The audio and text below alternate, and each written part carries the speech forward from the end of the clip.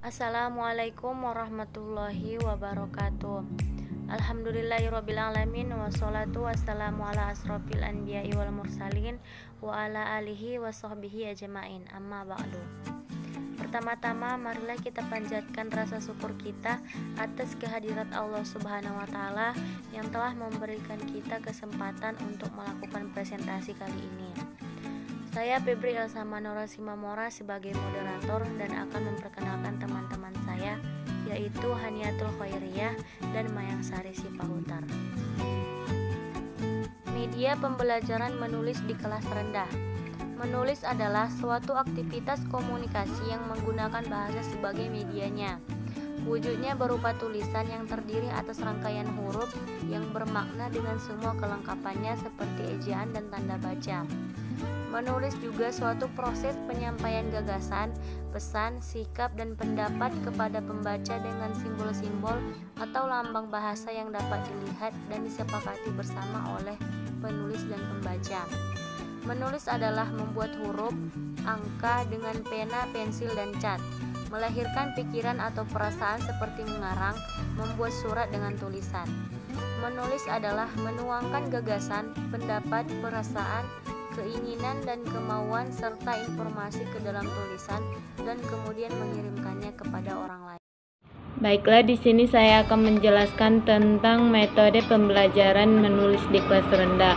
Metode pembelajaran menulis di kelas rendah yaitu metode EJA.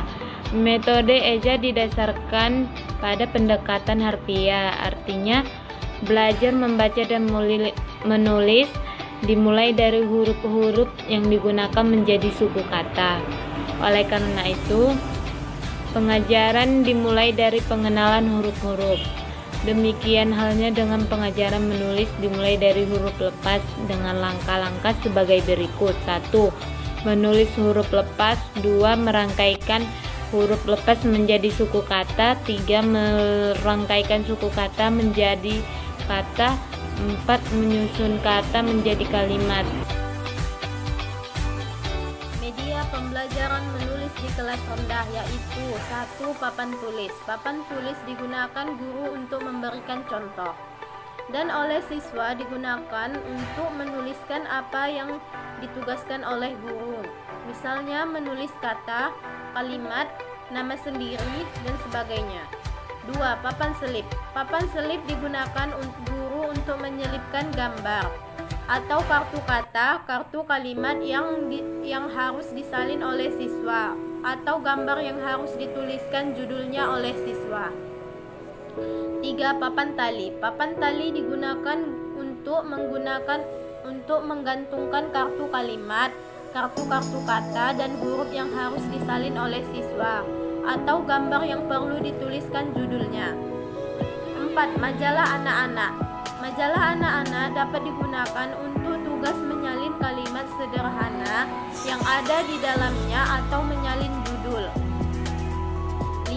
Papan nama. Papan nama, kartu nama, label, dan sebagainya digunakan untuk tugas menyalin. Pendekatan pembelajaran menulis di kelas rendah yaitu 1. Pendekatan komunikatif. Pendekatan komunikatif merupakan pendekatan yang memfokuskan pada keterampilan peserta didik yang mengimplementasikan fungsi bahasa untuk berkomunikasi dalam pembelajaran. 2. Pendekatan integratif. Pendekatan yang menekankan pada keterpaduan 4 aspek keterampilan berbahasa, yaitu menyimak, berbicara, membaca, dan menulis. 3. Pendekatan keterampilan proses.